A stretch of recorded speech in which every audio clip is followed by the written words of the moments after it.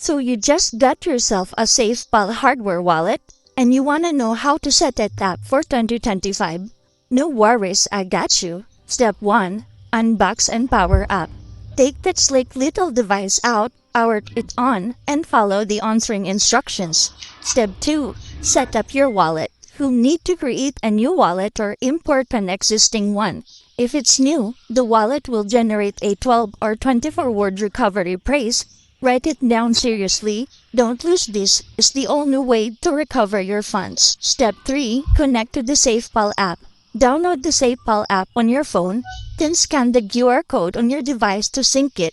This keeps your keys offline while still letting you manage your crypto easily. Step 4. Transfer and secure your crypto.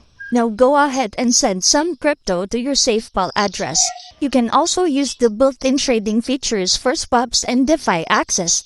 And that's it. Your crypto is now safe from hackers and ready for the future. Easy to understand tutorials about business, project management, softwares, social media apps, and more. Softpro dream to 100,000. Thanks for watching.